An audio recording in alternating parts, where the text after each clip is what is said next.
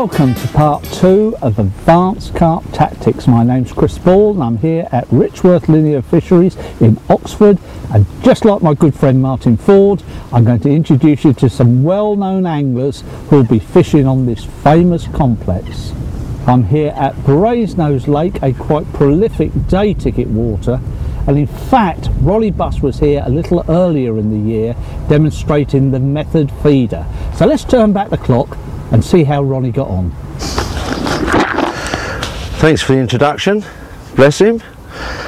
We're up on one of the Richworth linear fisheries in Oxford, and as you can hear, we're on a very prolific water, good stocking of fish, ideal for the method feeder.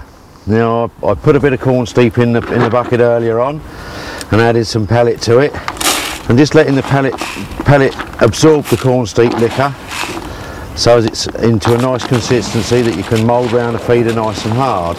My idea around it all is that the harder that you can get the pellet onto the feeder, the harder the fish have to work to get it off, and which gives them time to roll the feeder around, knock the bait off the actual hook bait that you put on the side of the feeder or alongside the feeder, and give you a bite. But in the meantime you do get lots of bleeps and twitches and rod knocks and stuff like that, and you really have to sit on your hands because it's a bit of an unnerving game to begin with.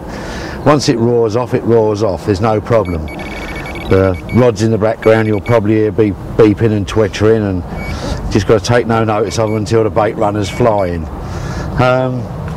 That is possibly my best, the most easiest and best mix I find with the method feeder. You can use the proprietary brands. Richworth Carp XL Plus is a lighter feeder mix. It's a quicker feeder mix, but I like to have it nice and tight, really hard. To get it a little bit harder, you can use a touch of the Lake XL with it. That seems to work, seems to tighten it up because it's a finer blend of ground bait. But pellet still comes my favourite. Hook bait is irrelevant really. You can put what you like on it. You can put. I've been using the little dumbbell boilies today, cutting them in half, and just taking a slither out the middle, so it's just like a little disc, and that seems to waft up when they're pushing the feeder around. And well, we've had 7 or 8 fish this morning.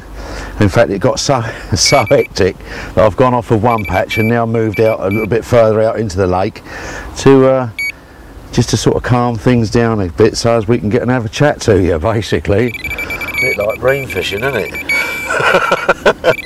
All of a sudden it sails away. You get all the silly little lifts and twitches and touches, and then wallop. Come on, you know you want it.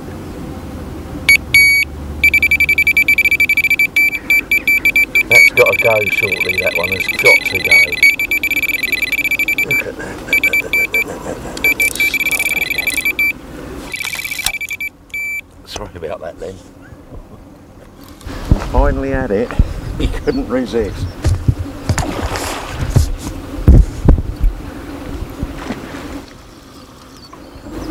See, the thing with the method is they roll the ball and knock it all off. And depending on where your actual hook bait is when the ball lands, with the style of the feeder being 3 fin, they've got to turn it twice to get at the hook bait. With the size of the ball like that, if they turn it prior to picking up the hook bait is underneath all the kisses coming off.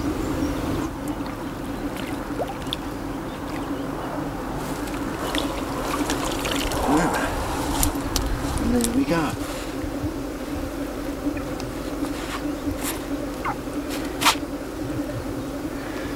He couldn't resist it after all. Bless him. There. Nice little fish. Pucker. That's what the feeder's all about. Catching little babies ones, and lots of them. Bless it. You lovely little thing. Hey? mint, aren't they? The fishing in this situation, well, a lake that's got plenty of fish in it, it's an exciting game.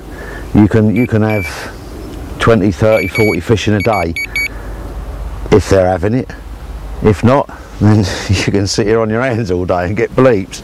But most of the time, with a feeder, it's action. It's an action method. To if you want to spice your feeder mix up, you can put a bit of sweet corn, bit of hemp or whatever. That then gives you an alternative for an hook bait. If you've got a bit of sweet corn in your feeder mix, some hemp, a few midi boilies, some red maize, yellow maize, then you've got you can switch around whatever you're going to put on your hook bait as an hook bait. Just something else to trick them, something else to give you a bit more success. And here we are twitching again. Look, now, it's silly. You've got to get used to this, having your picture taken. One day you'll be a 20 or even a 30. That's the beauty of carp fishing. One day you're catching 50s, the next day you're catching pasties. Love it. If you don't lose that, then it's a wonderful game to be in.